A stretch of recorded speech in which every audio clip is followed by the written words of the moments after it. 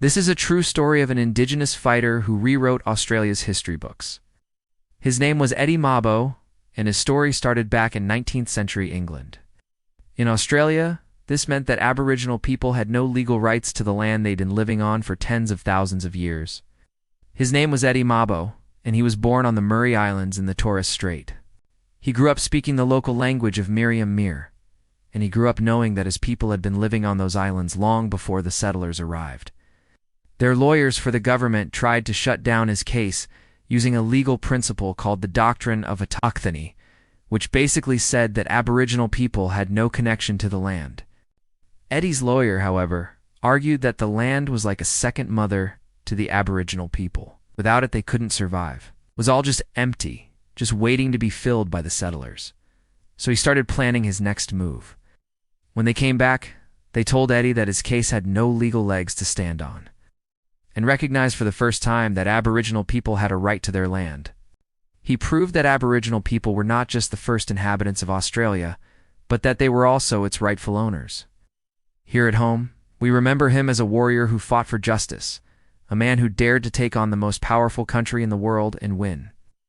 Of course, there's still a long way to go, but thanks to Eddie Mabo, we're moving in the right direction. They called it the Mabo decision after Eddie's first name, which in Miriam Mir means champion. He gave speeches all over Australia, raising awareness of the issue. In 1986, he helped form a political party dedicated to achieving land rights for Aboriginal people. The doctrine of autochthony was still the law of the land. In those days, British colonies across the world were claiming huge areas of land based on a legal concept called terra nullius, which basically meant that since the land was empty, they could just take it. But one man wasn't having it. As a young man, Eddie moved to the mainland to work in a sugarcane field.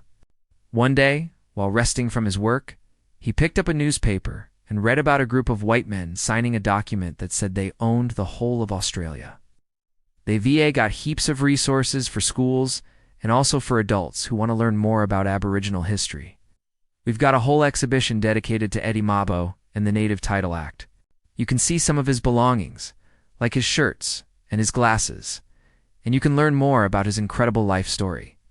They hadn't even asked the Aboriginal people who were already there. If he and his people had been in England, would the English have just taken their house and their land without asking them? No, they wouldn't have. He appealed to the Judicial Committee of the Privy Council in London, arguing that the judge's decision went against the United Nations Declaration that said that all people are equal under the law. But once again, the decision went against him. The judges ruled that since he was an Aboriginal, he wasn't a citizen, and therefore couldn't appeal their decision. So why should the white men in Australia be allowed to do it to them? Eddie took this question to the courts, all the way to the High Court of Australia. The judges deliberated for 4 months before delivering their decision. But Eddie wasn't done fighting. However, Eddie was not deterred. He felt that what he was doing was so important, not just for himself, but for future generations of Aboriginal people. He wrote a book about his life and his fight for land rights. Then in 1992, the High Court handed down a new decision, one that overturned the old one in the end. Eddie won. Today, Eddie Mabo is remembered as a hero.